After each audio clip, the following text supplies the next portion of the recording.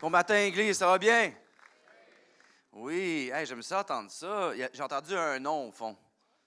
Hein? Révèle-toi, c'est qui ça? Hey, on va prendre quelques instants, juste rapidement, on va se lever ensemble. Je vais lire un passage dans la Bible. On va se lever pour la lecture de la parole de Dieu. Et puis, tant qu'à être debout, serre la main à 2-3 personnes autour de toi. Bienvenue à l'Église. Comment ça va? Allô, allô?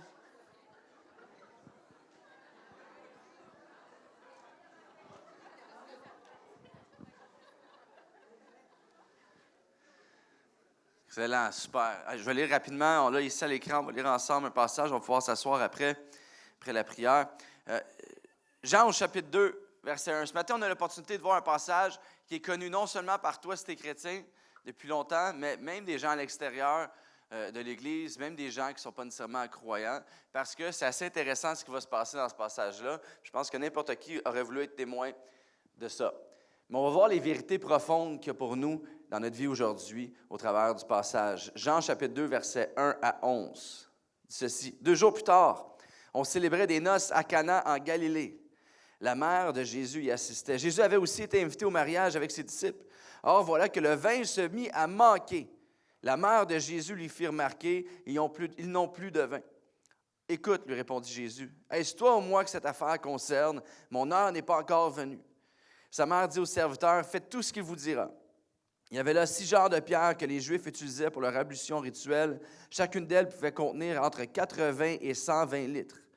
Jésus dit aux serviteurs, remplissez d'eau ces genres et les remplir jusqu'au bord. Maintenant, leur dit-il, prenez-en un peu et allez l'apporter à l'ordonnateur du repas. Ce qu'ils firent. L'ordonnateur du repas goûta l'eau qui avait été changée en vin. Il ne savait pas d'où venait ce vin alors que les serviteurs le savaient, puisqu'ils avaient puisé l'eau. Aussitôt, il fait appeler le marié et lui dit, « En général, on sert d'abord le bon vin et quand les gens sont ivres, on leur donne l'ordinaire. Mais toi, tu as réservé le bon jusqu'à maintenant. » C'est là le premier des signes miraculeux que fit Jésus. Cela se passa à Cana en Galilée. Il révéla ainsi sa gloire et ses disciples crurent en lui. Après cela, Jésus descendit à Capernaum avec sa mère, ses frères et ses disciples, mais il n'y resta que quelques jours. On va prier ensemble. Seigneur Dieu, merci pour ces prochains instants. Merci pour chaque personne ici dans la salle ce matin. Chaque personne que tu as créée avec intention, chaque personne avec laquelle tu as un but pour leur vie, tu as un plan pour leur vie. Au-delà de ça, Seigneur Père, chaque personne qui est aimée par toi. Seigneur Dieu, ce matin, parle-nous par ta parole, parle-nous par les mots que tu veux nous transmettre aujourd'hui, par la puissance de ton Saint-Esprit. Et je veux te remercier d'avance pour ce que tu vas faire dans nos vies et tout ça pour ta gloire. Et l'Église dit Amen. Amen, on peut prendre place. Le titre du message ce matin, c'est « Il change encore l'eau en vin ». Il change encore l'eau en vin. V-I-N, hein? Pas V-A-I-N. OK? Il n'a pas manqué sa shot. Et puis, c'est peut-être pas au sens littéral, là, parce que si tu vas à la SAC aujourd'hui, puis tu t'attends à acheter une bouteille d'eau, puis ressortir, puis ça soit du vin, parce que tu as écouté mon message ce matin, ça va peut-être pas se passer. Mais il y a un sens plus profond à tout ça. Il change encore l'eau en vin. Et pour ceux qui sont mariés ici, et peut-être depuis plusieurs années, donc tu t'en souviens peut-être même plus, mais qui se souvient de la journée de leur mariage? Hein? Ou essaie de t'en souvenir. Tous les hommes sont comme, ils lèvent leurs mains, mais je ne suis plus trop sûr. Ça a coûté cher, ça je m'en souviens. La journée du mariage, moi je m'en souviens, moi avec mon épouse, on a eu l'opportunité de se marier en Australie à l'autre bout du monde. Puis c'était merveilleux pour nous, mais tout le monde a dit, c'est bien trop cher, on referait un deuxième mariage ici au Québec. Fait qu'on a dû en faire un deuxième. Okay? Pas parce qu'on s'est mariés, divorcés, remariés ensemble encore. C'est juste parce que c'était loin. Puis au deuxième mariage, on est ici. Et puis le matin même du mariage, c'est merveilleux. Ma femme, elle est de son côté avec ses dames d'honneur. Puis ils font des photos, la petite robe, tout ça. Puis moi, j'étais avec mon frère, puis mes amis, mes garçons d'honneur. Puis j'avais acheté une nouvelle paire de chaussures.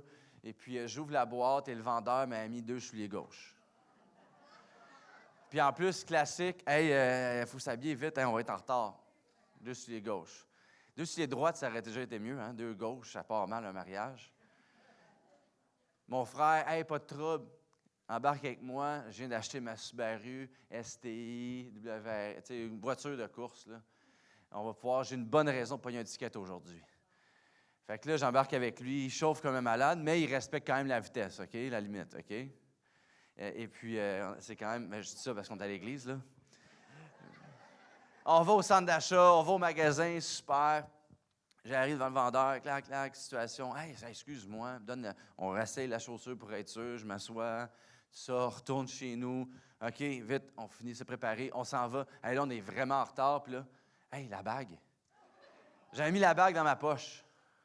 J'ai mis la bague dans ma poche, puis quand je suis allé réasseyer les chaussures, puis clac, ça a glissé. Fait que mon frère, hey, ça me donne une bonne raison de pogner un ticket aujourd'hui. Dave, embarque dans la voiture. Hey, je vais sauver la journée. On embarque dans la voiture. Ah ouais, vite, au centre d'achat. On arrive là. On fouille partout, dans les fentes, dans les cracks, tout ça. Et puis, on ne trouve pas la bague. J'avais perdu ma bague, mon jonc. Vite, on s'en va direct à la salle de réception. Puis, par chance, ce n'est pas un prêtre qui me mariait, c'est un pasteur qui était marié. Il me prête sa bague pour la cérémonie. Si tu es marié depuis plus que quelques heures, tu sais, là, je ne parle pas juste de la journée de la cérémonie, mais tu sais que les mariages ne vont pas tout le temps bien. Hein? C'est sûr, si je fais un lever de main ici, y a-t-il des mariages parfaits ici? Je ne pense pas qu'il y a grand main qui vont se lever.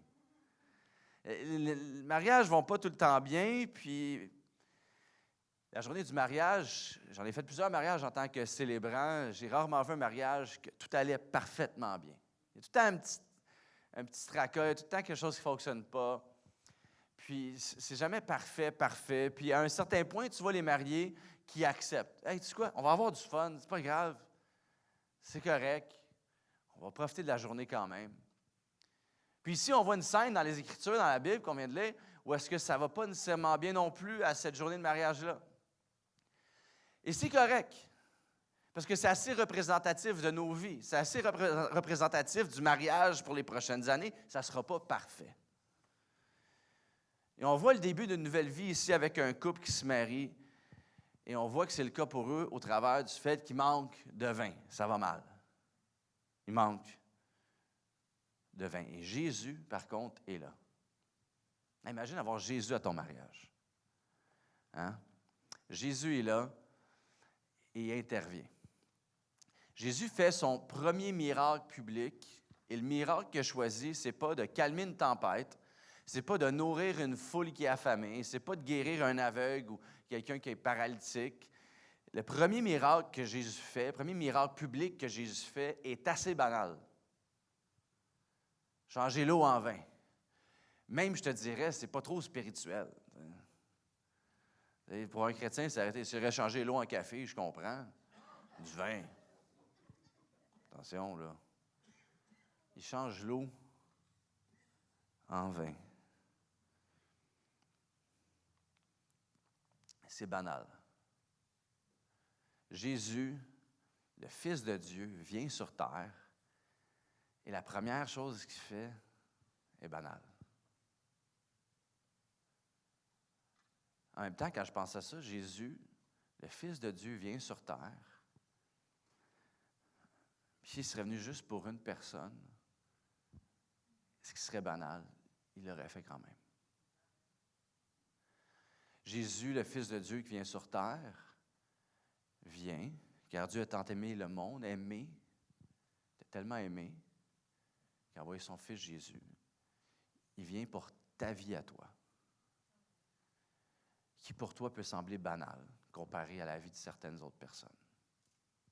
En fin de semaine, il y avait le mariage du propriétaire d'Amazon, Jeff Bezos, multimilliardaire, mariage qui a coûté 50 millions. Moi, je chialais parce que ça m'a coûté 500$. Si Jésus vient pour lui, je comprends, mais pour moi, c'est banal. Tout ce que Jésus fait, quand on regarde au travers des Écritures, est fait avec intention. Il y a toujours un sens profond derrière. Et Jésus vient ici, la première chose qu'il fait publiquement, c'est démontrer qu'il est venu et qu'il n'agit pas nécessairement tout le temps de la façon dont on le pense ou on le veut, mais une intention derrière. Pour les prochains instants ensemble qu'on a, je veux qu'on puisse prendre le temps de regarder à ce passage-là ensemble. On va décortiquer les choses et voir ce que Dieu veut nous dire. Et moi, je veux t'encourager, que tu sois quelqu'un qui vient à l'Église depuis longtemps, ou tu fais un retour à l'Église, ou que tu sois quelqu'un qui est nouveau ici, tu n'as jamais entendu parler de ce Jésus dont je vais parler pour les prochains instants. Je veux t'inviter à vider ton esprit, tes pensées. Puis non seulement écouter ce que je vais dire, mais plus profond que ça, d'être ouvert à ce que Dieu veut dire. Parce que tu vois, lorsqu'on vient tellement souvent à l'Église, on peut rentrer dans une forme de rituel ou de routine plutôt et d'habitude, où est-ce qu'on connaît la routine, on sait qu'il y a un chant, une annonce, il y a des annonces, il y a un gars qui parle, on fait des chants, on va au restaurant après. Pour d'autres, alors je t'ai rendu, je vais faire la sieste après. Mais je vais t'inviter pour les prochains instants, pour les prochaines 2 heures, non, les prochains 45 minutes max, la prochaine demi-heure. Simplement, laisser ton cœur ouvert à Dieu. Laisser de côté tes tracas. Laisser de côté tout ce que tu peux penser par rapport à ton horaire. Et laisser Dieu te parler. Quand on voit le passage ici, on voit le miracle de Jésus. Ce qui est intéressant, comme je disais un peu plus tôt, c'est que chaque fois que Jésus fait quelque chose, il est intentionnel. Et là, on voit Jésus qui produit un miracle, qui fait un miracle, mais le miracle qu'il produit, bien plus qu'un abracadabra, est très symbolique pour moi et pour toi aujourd'hui en 2025. Premier point ce matin, et je reconnais mon besoin.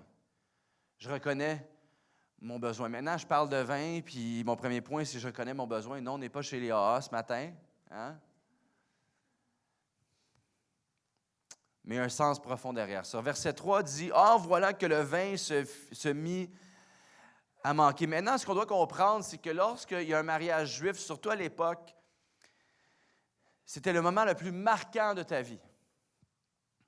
C'était le moment le plus significatif de ta vie. En fait, ça représentait le restant de ta vie. Le succès de cette journée-là avait un grand impact sur la signification de ton mariage, de ta vie par la suite.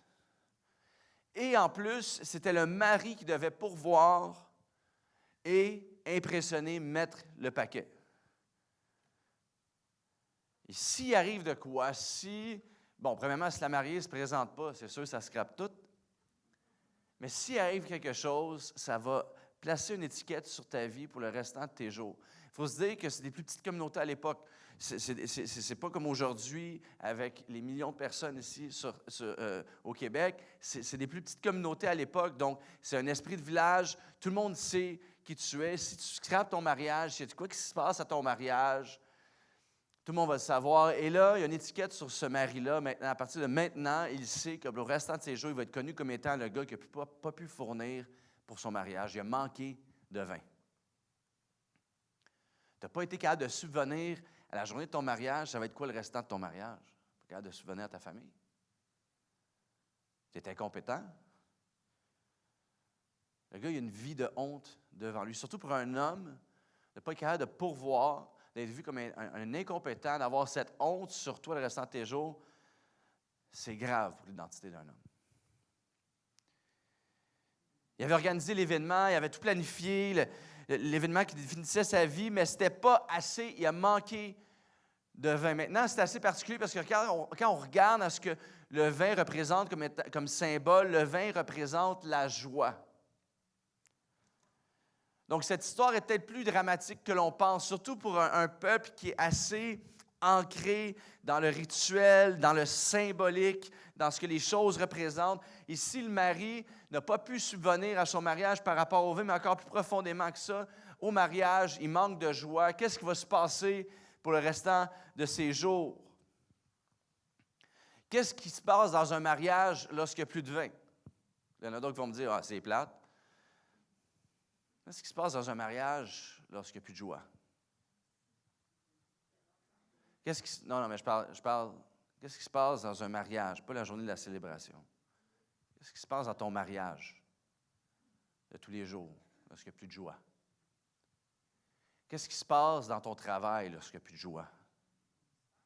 Qu'est-ce qui se passe dans ta vie lorsqu'il n'y a plus de joie? Qu'est-ce qui se passe dans ta routine quand il n'y a plus de joie? Qu'est-ce qui se passe avec tes désirs, tes ambitions, tes rêves lorsqu'il n'y a plus de joie? Qu'est-ce qui se passe lorsque notre vie manque peut-être de vin? Le décor est encore là, tout semble bien aller, mais la joie est partie. Tu existes, tu es là, les gens pensent que tu vas bien. Ça ne va pas nécessairement mal, mais il manque quelque chose. Ça semblait être là au début. Il y a eu des saisons où ça semblait être là, mais là, il n'y a plus rien, il n'y a plus de joie. Et au plus profond de toi, tu sais que tu es plutôt comme en forme d'automatisme, de routine. C'est comme si tu es une machine, un robot qui sait les étapes A, B, C, D, E, F, G. Tu les fais 1, 2, 3, 4, 5 à chaque jour. Ça roule, tu es en forme d'automatisme, mais il n'y a plus cette joie-là qui déborde. Il n'y a plus ce désir derrière, cette ambition, cette soif de découvrir un peu plus au travers de la vie, malgré les difficultés de la vie. Et tu vois, en tant qu'être humain, on pense qu'on peut s'arranger tout seul. Même si on est chrétien, même si on a avoué à un certain moment dans notre vie qu'on a besoin de Dieu, qu'on ne peut rien faire sans lui, en automatisme, dans la routine de tous les jours, à un certain point, souvent on pense, non, tout le temps on pense qu'on peut s'arranger tout seul. On pense qu'on peut définir notre vie. On pense qu'on peut faire des choses pour Dieu. Puis on travaille si fort. Parce que c'est si important de paraître bien à l'extérieur et même, je dirais, à l'intérieur envers nous-mêmes lorsqu'on regarde dans le miroir. C'est tellement important de s'accomplir. Et on arrive à des points dans notre vie, des saisons dans notre vie où est-ce qu'on sait qu'il y a quelque chose qui ne fonctionne pas, mais on ne veut pas se l'avouer, puis on essaie de se prouver, au lieu d'abdiquer pour connaître vraiment, véritablement le miracle que Dieu a pour nous, pour nos vies. Puis tu sais, souvent, ça peut être masqué par de quoi qu'on veut apporter à la société, mais on ne veut pas nécessairement juste amener de quoi à la société. Au fond, nous-mêmes, on veut remplir un vide et un besoin. Et ici, dans la situation qu'on voit au mariage, il y avait besoin de Jésus, non pas pour combler le besoin, mais pour surpasser le besoin. Il pensait avoir bu le meilleur vin, mais c'était pas assez. Il avait besoin de Jésus, non pas pour combler le besoin, mais pour surpasser le besoin. Tu vois l'erreur qu'on fait souvent en tant que chrétien, souvent, même en tant qu'être humain, quand on crie à Dieu. Hein, parce que même ceux qui ne croient pas en Dieu, je peux te garantir, si l'avion s'écrase, tout le monde est chrétien. Soudainement, wow, tout le monde prie, c'est une réunion de prière. Tout le monde sait prier finalement. Tu sais, je ne sais pas comment parler à Dieu. Si le pilote s'amuse à faire semblant qu'on crash, il va en avoir des chrétiens là-dedans. Passe la dîme après.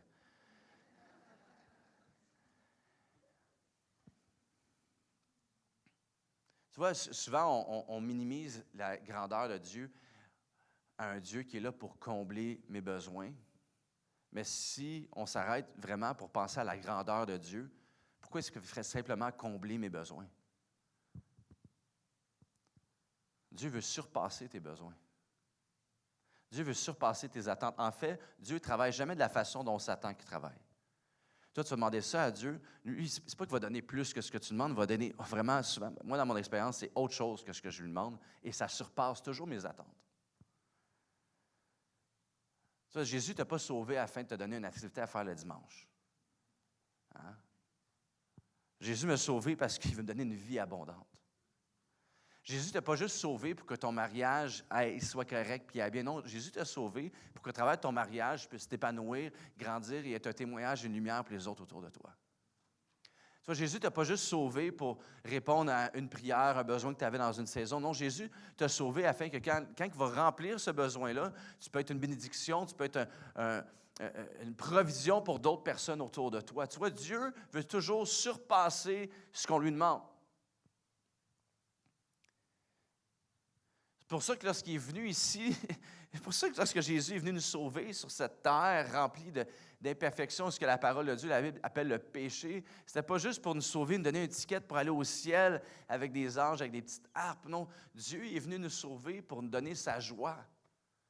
Dieu est venu te sauver pour te donner de sa paix, qui surpasse toute intelligence malgré les épreuves et les saisons que tu as traversées. Jésus est venu te sauver pour te donner le bonheur. Oui, en tant que chrétien, tu as le droit de sourire. À quel point est-ce qu'on est devenu tellement arrogant en tant que chrétien qu'on croit que le plus que tu es spirituel, le plus que tu es bête? Hein? Plus gros que ta Bible allée, plus bête que tu es. Le moins sociable que tu es parce que tu pries tout le temps dans ta chambre cachée. Non, Jésus est venu pour te donner de la joie. Jésus est venu pour te donner une vie qui déborde de joie, d'amour, de paix, de bonheur. Jésus, Dieu a un plan pour ta vie. Dieu veut non seulement faire des choses autour de toi, mais il veut faire des choses en toi. Ce qu'on porte avec nous à chaque jour, peu importe le patron que j'ai demain matin quand je vais rentrer au travail, peu importe les situations dans mon couple, peu importe la maladie que je peux porter, ce que je porte sur moi, c'est une espérance au-delà de ce que je vis en ce moment. Ce que je porte sur moi, c'est un destin éternel au-delà de l'épreuve temporelle que je vis en ce moment. J'ai le droit de sourire, j'ai le droit d'avoir une vie qui est abondante, qui surpasse tout ce que le monde peut offrir. Amen? Deuxième point, je reconnais qui il est. Premièrement, je reconnais mon besoin. Deuxièmement, je reconnais qui il est. Verset 3b dit, « La mère de Jésus lui fit remarquer, ils n'ont plus de vin. » « Écoute, lui répondit Jésus, est-ce toi ou moi que cette affaire concerne? Mon heure n'est pas encore venue. » Sa mère dit au serviteur, « Faites tout ce qu'il vous dira. » Maintenant, moi, quand je vois ça, je me dis que sa mère était sûrement Germaine. Est-ce que ça a de l'air? Elle a de l'air Germaine. Puis je la juge, mais en même temps, je me dis, souvent, c'est le même que je parle à Dieu, tu sais. Hey, Dieu, donne-moi ça, donne-moi ça, donne-moi ça. Ah oui, puis t'es bon, ah, puis t'es grand, t'es beau. Donne-moi ça, donne-moi ça. Maintenant, Marie, elle va voir Jésus pour que Jésus puisse faire quelque chose avec la situation. Il manquait de vin, le mari va avoir de l'air fou, étiquette sur sa vie, on en a parlé tantôt. Maintenant, quand on regarde le contexte, on voit ça, pense à ça. Jésus a 30 ans, il est dans un mariage, il est à table des célibataires, lui, il est tout seul, il n'est pas en couple. Non seulement ce qu'il est à table des célibataires, il est avec sa mère. Sa date, c'est sa mère.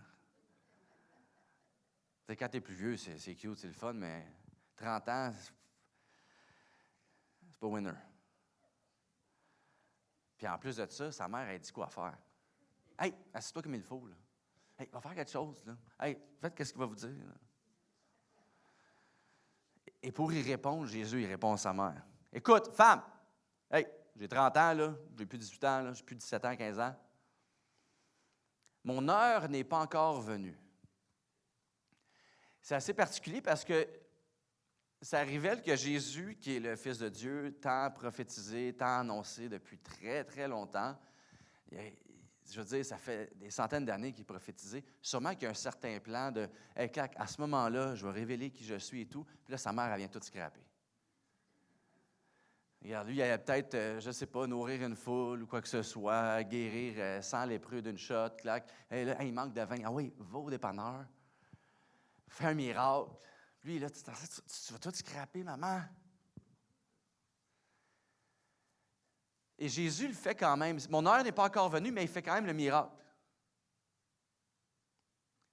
Maman, mon heure n'est pas encore venue, mais à cause de ma relation avec toi, là, OK, je vais faire quelque chose. Je n'avais pas planifié, mais je vais faire quelque chose quand même. Et c'est son premier miracle public qu'il fait. C'est ce qui annonce qui il est. Même jusqu'à aujourd'hui, lorsque tu lis les Écritures. Et pour que sa mère sache que Jésus avait la capacité de faire le miracle, c'est peut-être parce qu'elle a déjà vu le faire en privé. Je veux dire, elle ne vient pas voir Jésus. Je veux dire, s'il n'a jamais fait de miracle, c'est un menuisier. C'est pas comme ça. Elle dit, le gars, il a cassé sa chaise, puis tu as réparé sa chaise. Non, peux-tu faire quelque chose avec l'impossibilité qui est là? Il manque de vin. Peux-tu faire quelque chose? Elle connaissait ce qui était en Jésus parce qu'elle avait une relation avec lui. Elle connaissait Jésus, elle connaissait sa capacité. Maintenant, elle ne connaissait pas des choses sur Jésus. Elle connaissait Jésus, une différence. L'erreur qu'on fait souvent en tant que chrétien, c'est qu'on pense qu'on a une relation avec lui parce qu'on connaît des choses sur lui. Mais trop souvent, on ne connaît pas assez Jésus. Hein, ça serait quoi si je connais des choses? Je connais tout le portfolio de ma femme, là, parfaitement, mais je ne passe jamais de temps avec. Après ça, quelqu'un me dit, tu la connais? Ben oui, je la connais très bien. Clac, elle mesure 5 pieds qu'elle pèse, je ne vais pas dire son poids, là. Les cheveux blonds, elle aime ça, elle aime les fraises, les framboises. Moi, non, mais tu la connais-tu? Marie, la mère de Jésus, connaissait Jésus. Elle ne connaissait pas juste des choses sur lui, parce que ses disciples étaient là. Ils connaissaient des choses sur lui à un certain point, parce que, je veux dire, ils sont avec lui, ils le suivent. Moindrement, tu as un peu d'informations sur le gars. Mais quand on voit la fin du passage, ça dit, une fois qu'ils ont vu le miracle, là, ils crurent qui il était. Ça veut dire qu'ils connaissaient des choses sur lui, mais ils ne connaissaient pas vraiment ce qui était au fond de lui. Mais elle, sa mère, Marie, elle connaissait vraiment Jésus. Tu vois, tu n'as peut-être jamais vu Dieu agir dans ta vie. Peut-être que tu l'as déjà vu agir dans ta vie dans le passé. Est-ce que tu le connais aujourd'hui? Dans ta réalité de tous les jours aujourd'hui? Peut-être que tu ne l'as jamais rencontré de ta vie. Est-ce que tu connais vraiment Jésus ou est-ce que tu te fies juste à un Dieu que tu as entendu parler au travers de la société ou des choses que tu as entendues autour de toi et tu n'as jamais donné la chance à toi-même de te dire « Hey, je vais peut-être essayer de parler à Dieu ou le laisser entrer en relation avec moi. » Parce que tu connais des choses sur lui qui sont peut-être teintées, mais est-ce que tu connais vraiment Jésus afin que tu puisses le voir agir dans ta vie? Marie connaissait Jésus. Parce que quand tu connais Jésus, quand tu es proche de lui, tu connais le potentiel du miracle. Quand tu connais Jésus, tu n'es plus la même personne. Les gens ne te reconnaissent plus. Parce qu'il y a quelqu'un d'autre dans ta vie, autre que toi. Maintenant, Marie vient faire sa demande à Jésus, puis elle s'en va. OK? C'est pas comme si elle passe une demi-heure pour faire une présentation sur pourquoi il devrait révéler qu'il est le Fils de Dieu aujourd'hui. Je sais que ce n'était pas planifié, mais regarde, si tu regardes tel passage dans Ésaïe, tu te trompes de date. C'est aujourd'hui, il faut que tu fasses ton miracle. C'est pas comme si elle essaie de faire des manigances religieuses. C'est pas comme si elle se met à genoux devant lui puis elle le supplie comme ça. C'est pas comme si elle se jette par terre, la face contre terre, devant le Fils de Dieu pour qu'il fasse un miracle. C'est pas comme si elle lui offre ci, ça en échange, quoi que ce soit. Elle fait sa demande puis elle s'en va. Elle n'essaie même pas de convaincre Jésus. Elle fait sa demande et dans sa tête, c'est comme si c'était déjà fait. Parce que sa foi n'est pas basée sur ce qu'elle dit, mais sur qui Jésus est. Combien de fois est-ce qu'on pense que le niveau de notre foi va être basé sur ce qu'on peut accomplir ou dire à Dieu pour que ça puisse frotter la lampe magique juste assez pour que le génie y sorte? En fait, non, ici, elle sait complètement que ce qu'elle va dire n'a aucun rapport avec ce qui va se produire par la suite, ça a tout rapport avec ce que lui, il est et ce qu'il va faire. Est-ce que tu connais vraiment la personne de Jésus? Parce que quand tu connais vraiment Jésus, tu sais que tu peux célébrer d'avance. Mon fils, il vient me voir, ça fait quoi? Ça fait 2 semaines de ça. Je suis en train de vider le lave-vaisselle. OK? Puis mon fils vient me voir, il me demande quelque chose. Maintenant, jusqu'à ce jour, je n'ai aucune idée de ce qu'il m'a demandé. Pendant qu'il m'a demandé, je l'ai su par la suite, là. Mais je ne me souviens même pas de ce qu'il a dit. Dans ma tête, c'était comme, tu sais, Charlie Brown, puis j'ai juste fait, ouais, pas de trouble. Lui, là, saute de joie, puis tout ça. Puis là, aussitôt qu'il se met à célébrer, je suis comme, hey, j'ai dit oui à quoi, moi, là? Après ça, une demi-heure après, ma femme vient voir. Ouais, fait que tu as dit qu'à soir, il pouvait se coucher à 9h30, regarder un film, manger du popcorn, puis manger des bonbons avec toi. Ah, non, j'ai jamais dit ça, moi. Ben oui, tu as dit qu'il pouvait faire ça. Puis là, j'ai catché, oh non. Fait que là, moi, il fallait que j'aille le voir. Puis, hey, regarde, je vidais la vaisselle. Puis là, lui, il est tout démonté et tout ça. Bon, finalement, il a dealé avec moi, puis il y a eu un entre-deux, là. Mais tu vois, mon fils ne s'est même pas posé la question une fois. Aussitôt qu'il a entendu O-U, même pas le I de oui, clac, il célèbre. Ah, si papa, il dit oui, ça veut dire que ça va se faire. C'est même pas une question. Parce qu'il me connaît. Il sait que pour lui, en tout cas en ce moment, on verra à 15-16 ans, mais pour lui, en ce moment, je suis l'autorité finale. Fait que ça soit va dans ta chambre ou que ça soit tu peux manger de la crème glacée, ça passe par papa. Puis que si lui, il dit, ça va se faire. Est-ce que tu connais assez Jésus pour célébrer d'avance? Que lorsque tu lis les Écritures, tu lis sa parole et que tu vois des promesses pour toi, même si tu ne le vois pas encore, tu te dis, je peux célébrer d'avance. Que même si tu n'as pas la provision que tu as besoin depuis 20 ans, tu sais que tu peux célébrer d'avance. Parce que, ultimement, si tu connais juste assez, tu sais que tout passe par lui sur cette terre, dans ce monde, dans cet univers. Ce n'est pas une coïncidence que Jésus débute son ministère dans un mariage. Il n'y a jamais de coïncidence avec Jésus. Toujours intentionnel. Parce que tu vois, la relation que Dieu veut avoir avec moi et toi, ce n'est pas juste une relation d'échange rituel, religion, religieux. La relation que Dieu veut avoir avec toi, c'est une relation d'amour comme tu n'as jamais vu auparavant. Et alors qu'il commence sa vie ici sur terre, sa mission pour laquelle il est venu ici sur terre, il déclare les choses à venir, non seulement au travers de ses paroles, mais au travers de ses actions. Et là, il fait son premier miracle dans un mariage. Ce que Jésus est en train de faire, c'est une déclaration d'amour, alors que Dieu a tant aimé le monde qu'il a envoyé son Fils Jésus. C'est la déclaration de sa raison d'être sur cette terre, où Dieu veut rétablir la relation avec moi, avec toi, avec lui, tel un mariage. C'est pas juste je t'apprécie, c'est je t'aime au point de mourir pour toi.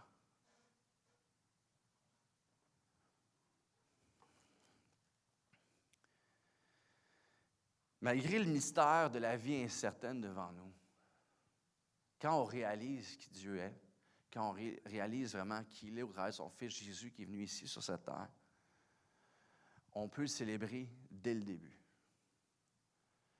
La semaine dernière, samedi dernier, on a eu des baptêmes. On a eu des baptêmes. Ici à CCH, on avait 11 baptêmes. 11 baptêmes. Maintenant, je ne sais pas si tu as remarqué, il y avait des jeunes et des moins jeunes. Hein? Ici à CCH, on dit moins jeune. Sinon, moi, avec mes cheveux gris, normalement, on dit vieux, mais je suis moins jeune maintenant. On est tous dans une catégorie 39 ans et plus, OK? Mais il y avait beaucoup de jeunes aussi qui se faisaient baptiser. Maintenant, je ne sais pas si vous avez remarqué, pendant les baptêmes, c'était pas, ils se font baptiser, puis là, les gens qui sont assis, on va voir s'il va tenir son bout. Hey.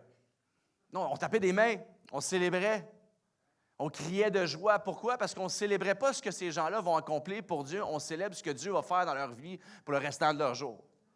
C'est comme ça que ça marche avec Dieu. C'est pour ça que je peux célébrer d'avance. Parce que ça n'a aucun rapport avec ce que moi je fais ou ce que je peux faire. Ça n'a aucun rapport avec ce que je n'ai pas fait assez ou comme il faut. Ça a entièrement et au complet, ça a rapport avec ce qui Dieu est, ce que lui fait. Il faut continuellement retourner à ça en tant que chrétien parce qu'on oublie. C'est comme si on rentre dans une bulle où est-ce qu'on pense qu'on peut bâtir notre tour pour se rendre à lui. Quand lui est là, non, c'est moi qui viens vers toi à chaque jour. À chaque jour. Et je t'aime. C'est pour ça qu'on peut célébrer d'avance parce qu'on sait qu'est-ce que lui a fait et ce qu'il va faire continuellement dans nos vies. Tu vois, Jésus aurait pu faire son dernier miracle en grand. Mais il décide de commencer le premier comme ça, c'est le party. Hey, tu sais, Jésus, il fait un party en commençant. Il ne fait pas après. Tu sais, normalement, tu fais un job, après ça, on va célébrer. Hein? On se repose après le travail, on fait la fête. Lui, il start avec une célébration.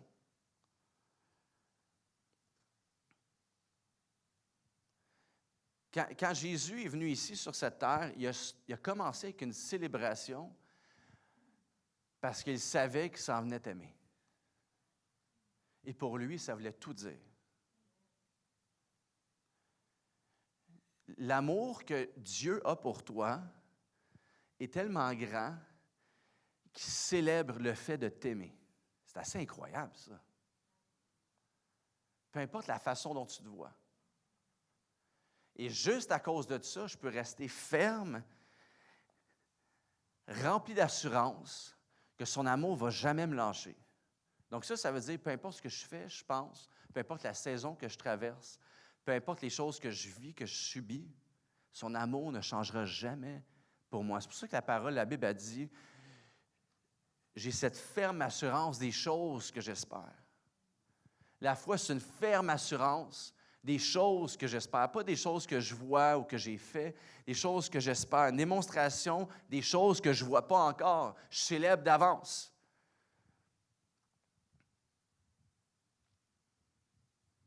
Parce que lorsque j'apprends à connaître Jésus, je me rends compte assez vite qu'il est intentionnel même avec ma vie. Que même si parfois je suis un peu dans l'attente et je ne comprends pas trop pourquoi ça ne se passe pas encore, il y a une intention derrière, c'est correct. Je sais que je peux célébrer d'avance. Je sais qu'il ne me lâchera pas. Je sais qu'il y a un plan. Je sais qu'il m'aime assez pour ne pas me laisser tomber, lui, même si moi je laisse tomber continuellement.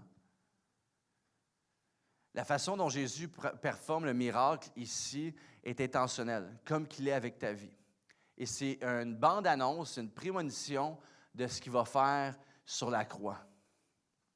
Verset 6, ça dit, « Il y avait là 6 jarres de pierre que les Juifs utilisaient pour leur ablution rituelle. Chacune d'elles pouvait contenir entre 80 et 120 litres. Jésus dit aux serviteurs, « Remplissez d'eau ces jarres. » De l'eau dans des jarres de pierre pour la purification, laver les mains avant de manger avec les Juifs n'était pas simplement sanitaire, mais c'est un rituel religieux. Ici, Jésus ne décide pas de faire le miracle dans des jarres de vin. Peut-être qu'il n'y en avait plus, mais en même temps, tu te dis, s'il peut faire apparaître, transformer de l'eau en vin, il peut faire apparaître des jarres de vin. Non, il prend des jarres de pierre qui sont destinés à une utilisation religieuse. Alors que lui, Jésus, est venu ici sur cette terre pour accomplir la loi et les rituels religieux de l'époque par son sang à lui qui va être versé à la croix plus tard. Et qui va faire juste avant la croix, prenez mon sang, ce vin qui est versé symboliquement, qui est versé pour toi et pour moi afin de te purifier. Et là, ici, il prend des jarres de pierre qui sont utilisés pour purifier les mains. Il vient accomplir la loi. Tu vois, Dieu veut se servir de toi et de moi. Dieu veut se servir de son Église bien plus que pour un rituel religieux où est-ce que je viens cocher des cases avec lui. C'est pour ça qu'ici, ce matin, on croit fermement que c'est une relation avec Dieu qui nous rassemble, ce n'est pas un rituel avec Dieu qui nous rassemble. Ce qui nous rassemble ici, c'est qu'on a tous une chose en commun, on a une relation avec le Dieu qui est au ciel, qui a envoyé son Fils Jésus ici dans ma réalité. Que lorsqu'on vient ici, qu'on chante, qu'on parle, qu'on accueille à la porte, tout ce qu'on fait, c'est qu'on amène nos 5 pains, 2 poissons, on amène le peu qu'on a, parce qu'on sait, en fait, de toute façon, c'est pas grave, on est ici pour laisser toute la place à Dieu dans nos vies. Pour qu'il puisse agir et faire des miracles dans nos vies. Et la vie de tous ceux qui vont entrer ici. Peut-être qu'à l'œil nu, l'Église semble morte et vide au Québec. Elle a déjà été un peu plus pleine que ça. Nos paroisses ont déjà été un peu plus pleines que ça au Québec. Mais moi, je crois que Dieu change encore l'eau en vin. Peut-être que pour certains, tu sers depuis longtemps ici, à CCH. Tu as vu l'Église déménager la petite maison ici au cinéma. Pour d'autres, tu es ici à chaque dimanche. Tu sers par habitude ou par obéissance. Tu es là, tu es là, tu es là.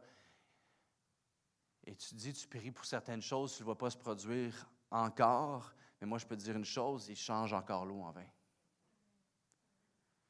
Dieu n'a pas terminé avec son Église.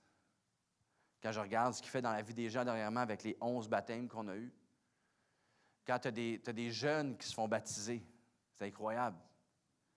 Des jeunes qui, plutôt d'aller dans voir ce que ce monde peut offrir, se lancent dans les bras de Dieu, ils changent encore l'eau en vin.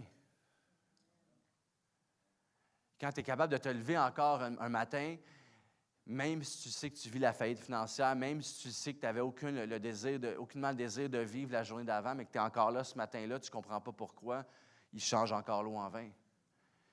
Quand tu dis que, à ce point-ci dans ta vie, la relation avec tes enfants, tu ne devrais même pas n'avoir quoi que ce soit, puis que c'est peut-être pas ce que tu espérais, mais tu as encore une relation quand même avec tes enfants, qu'est-ce que ça pourrait devenir? On ne sait pas, il change encore l'eau en vin. Je parle aux chrétiens de longue date ce matin, quand Jésus dit aux serviteurs d'apporter l'eau, c'est quand même incroyable parce que tu calcules, c'est 720 litres d'eau, c'est beaucoup d'eau. Là. Il n'y a pas d'ose à jardin, il n'y a pas une pompe.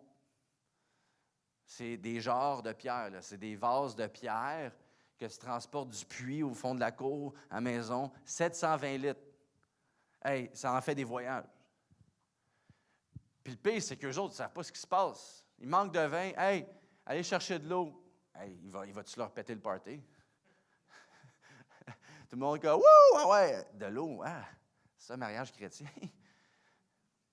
720 litres d'eau. Imagine le nombre de fois, là, le serviteur, là, il va, là, OK, j'amène de l'eau, là, il est tard, moi, je vais rentrer chez moi, j'espère qu'ils vont me tiper à soir.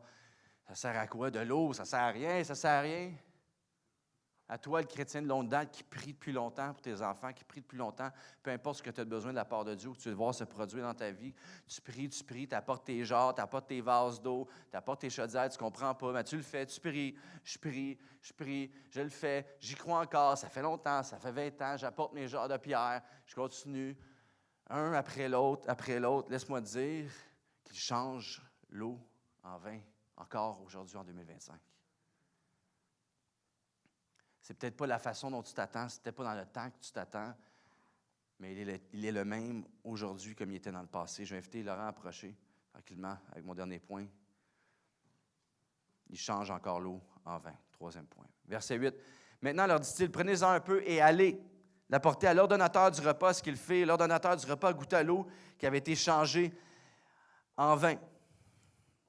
720 litres d'eau. C'était bien au-delà de ce qu'il avait besoin pour le mariage, là, surtout quand c'était la deuxième batch de vin. OK? Il disait, ah, non seulement est-ce que Jésus, il approuve du vin, mais tabarouette, qu'est-ce qu'il veut faire avec eux autres, là? C'est un peu trop, là. Selon Éduc Alcool, ça dépasse les limites. Et Jésus, ici, il fait son miracle avec 720 litres d'eau, 720 litres de vin, pour nous montrer qu'il surpasse toujours nos attentes. Il répond toujours au-delà de ce que nous, on lui demande. Parce que tu vois, non seulement ce qui fournit le vin, la joie pour la réception, finalement, il sauve la fête, mais il leur en donne pour les jours à venir. Ce qu'il est en train de démontrer ici, c'est que non seulement est-ce que je suis présent pour toi dans ta vie ici sur terre, dans ta vie de tous les jours, dans ta réalité, mais je suis un Dieu éternel. Je suis un Dieu qui dépasse, qui surpasse tes instants temporels. Je suis un Dieu éternel, bien au-delà de ta vie ici sur terre. Ce que je fais dans ta vie ici aujourd'hui, ce n'est pas juste pour aujourd'hui, mais c'est pour porter du fruit jusque dans l'éternité. Après même ta mort, ce n'est pas fini. Aussitôt que tu es en relation avec moi, la vie que tu as avec moi, qui commence avec moi, ce n'est pas juste pour avoir une bonne vie paisible jusqu'à la fin de tes jours. C'est pour entrer dans une réalisation qu'à partir de maintenant, ta vie est éternelle. Que tu peux avoir un espoir parce que ce qu'on vit ici en ce moment, c'est peut-être bien et peut-être que ça va mal, mais ce qui s'en vient, ça va être incroyable. Ce que Dieu est intemporel et ce qu'il fait est éternel. Que la joie qu'il a déposée dans ton cœur, qui semble avoir quitté, n'est pas nécessairement partie, est encore disponible, est encore là. Dieu a encore cette joie pour toi. Tu as le droit d'avoir une vie remplie de joie encore. Personne ne peut dérober ce que Dieu fait dans ta vie. Cette paix que tu as peut-être perdue, cette espérance, cet espoir, ce goût de vivre, cette vie qu'il t'a donnée, personne ne peut te l'enlever. Même, je te dirais, notre pire ennemi, c'est nous-mêmes. Mais même toi, tu ne peux pas te l'enlever. Pourquoi est-ce que tu voudrais enlever la vie que Dieu t'a donnée? Je sais que c'est dur en ce moment, puis je ne sais pas c'est pour qui ce matin. Je sais que c'est dur en ce moment. Je sais que tu es au bout, tu ne sais plus quoi faire. Il n'y a rien à faire. Mais pourquoi est-ce que tu enlèverais ce que Dieu, le Créateur de l'univers, a pris la peine de faire pour toi? C'est pas fini. Ce qu'il t'a donné, c'est pas juste temporel.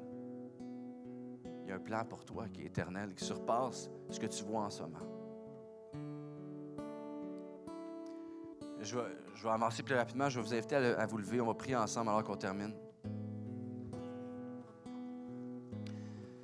Alors que les têtes sont penchées, les yeux sont fermés. Quand le passage est fini, on voit que le maître de cérémonie, il n'est même pas au courant que Jésus a fait son miracle. Puis il goûte le vin quand même. Tu vois, tu es ici ce matin, puis tu ne crois pas en Dieu, puis tu te dis, hey, c'est bien tout ça, mais c'est pas pour moi. Je ne sais pas si tu le sais, mais tu n'es peut-être même pas au courant, mais sans même que tu le saches, Dieu t'aime. Sans même que tu le saches, Dieu t'a peut-être préservé de mille et une situations que tu n'es même pas au courant auraient pu être ta fin. Avant même que tu le saches, il est venu ici sur cette terre afin que tu puisses avoir la vie avec lui. Puis après ça, on voit le mari qui a été sauvé de la honte parce que finalement, il n'y avait pas juste assez de vin, c'était le meilleur vin de la soirée. Tout le monde pensait que c'est lui qui avait fourni ça. Peut-être tu es ici et depuis longtemps, tu marches avec Dieu. Et tu te dis, qu'est-ce qui peut sortir de ma vie à moi avec mes dons, mes talents? Ce que je veux faire, puis tout ça, finalement, ça passe pas, je ne sais pas, ça ne marche pas. Dieu veut faire, lui veut faire quelque chose au travers de ta vie. Je veux prier ce matin alors qu'on termine. Premièrement, pour le premier groupe. Tu es ici, ça fait longtemps que tu marches avec Dieu. Tu as besoin d'une direction de sa vie pour que ta vie soit à profit de son plan, lui, et non le tien. Pour que lui puisse répondre, oui, à tes besoins que tu pries depuis longtemps aussi. Pour que Dieu puisse agir dans et au travers de ta vie. Et ça fait longtemps que tu apportes tes chaudières d'eau, puis tu ne comprends pas pourquoi tu le fais, puis ça ne se passe pas. Le miracle n'est pas là. Oui, tu entends le message ce matin, c'est encourageant, mais ça me motive plus qu'autre chose. Je ne pense pas que ça va prendre place. Ce matin, je veux prier pour toi. Seigneur Dieu, je prie ce matin, non pas par mes paroles, moi qui ai un faible homme, mais par la puissance de ton Saint-Esprit. Je prie pour chaque personne ici ce matin qui passe par des saisons de doute, d'incompréhension, de recherche dans leur identité maintenant en toi, de ce que tu veux faire dans leur vie, pour tous ceux qui sont ici avec des besoins plus profonds que ce qui pourrait être comblé par toi dans leur tête, Seigneur Père, des gens qui sont ici, qui voient impossibilité plutôt que possibilité, Seigneur Dieu, par la puissance de ton esprit, je prie pour ta paix qui surpasse toute intelligence maintenant sur chacune de ces personnes. Seigneur Père, je prie pour chaque personne dans cette salle, qui peut-être même qui passent par une saison où est-ce qu'ils sont engourdis par rapport à toi. Ils pensent que les choses vont bien, mais ils sont simplement dans une routine par rapport à la réalité de qui tu es dans leur vie. Seigneur Père, ce matin, je prie que tu puisses fracasser, Seigneur Père, l'orgueil, Seigneur Père, l'engourdissement, la familiarité que chacun d'entre nous peut avoir avec toi, afin qu'on puisse avoir une pleine révélation de ta présence dans nos vies ici ce matin, Seigneur Jésus. Par la puissance de ton esprit, Seigneur Père, je prie pour une direction dans nos vies, pour ta gloire et par toi. Seigneur Père, je veux célébrer d'avance ce que tu vas faire dans chacune de ces vies ici ce matin. Et cette deuxième prière, c'est pour toi ici ce matin. Si tu es venu avec quelqu'un t'a invité ou tu viens ici depuis plusieurs fois, mais le Jésus dont je parle ne fait pas partie de ta réalité, ne fait pas partie de ta vie. Et tu es ici, tu as entendu parler de lui pour la première fois ou ça plusieurs fois, mais tu le sens qu'il frappe à ton cœur. Tu le sens que tu dis peut-être que je vais me donner une chance de le laisser me parler ici ce matin. Eh bien, je vais te donner l'opportunité d'entendre de lui ce matin. Je vais donner non seulement l'opportunité d'entendre de lui, mais d'entrer en relation avec lui officiellement ici. Pendant que les yeux sont fermés, les têtes sont penchées, je vais compter jusqu'à 3. Et à 3, je t'invite simplement à faire une chose. Entre toi et Dieu et moi qui va prier pour toi, levez ta main pour recevoir cette vie qu'il y a pour toi. Levez ta main pour recevoir cette parole qu'il y a pour toi. Levez ta main pour recevoir cette relation qu'il y a pour toi, qui surpasse ce que ce monde peut offrir. Au compte de 3, je t'invite à lever ta main. 1, Jésus est venu vivre la vie sur cette terre qui semblait impossible. Il l'a vit d'une façon parfaite afin qu'il puisse placer son identité parfaite sur moi et toi qui sommes imparfaits. 2, il te voit parfait une fois que tu reconnais ton besoin de lui. Et non seulement est-ce que ta vie a un but temporel, mais éternel à partir de maintenant. Et chaque jour de ta vie, il te transforme à son image. 3, lève ta main maintenant si tu veux cette vie avec lui ici ce matin. Je vois des mains qui se lèvent dans cette salle partout. Lève ta main sans honte devant lui, alors que les yeux sont fermés, les têtes sont penchées. Gloire à Dieu, il y a plein de mains dans la salle, tu peux baisser ta main. Et on va terminer ensemble avec une prière qu'on va faire à haute voix, mais tu ne seras pas seul, le reste de l'Église va le faire avec toi. Parce qu'ici à CCH, on a une famille qui est ouverte à tous, une communauté, un endroit où est-ce que tu peux être toi-même en sécurité et vivre ce que lui veut faire dans ta vie. Alors qu'on prie ensemble à voix haute, Église, on le fait ensemble avec ceux qui ont levé la main. Seigneur Jésus, on le fait avec conviction, Église. Seigneur Jésus, je suis ici devant toi, tel que je suis. Je reconnais mon besoin de toi. Je reconnais qui tu es, ce que tu as fait pour moi à la croix et la résurrection le 3e jour. Tu as vaincu la mort. À partir d'aujourd'hui, je marche avec toi, non pas parce que je vais faire pour toi, mais parce que tu as fait pour moi. Amen. Amen. Est-ce qu'on peut remercier le Seigneur Jésus pour ce qu'il a fait ce matin? Amen. Hey, si tu as pris cette décision, je t'invite juste après, je vais être ici tout près de la sortie. Viens me voir, je vais être là. avec Laurent. Et puis, on veut prier avec toi. On veut être là pour toi, pour t'accompagner. OK, on chante ensemble. Tout ce temps, j'ai marché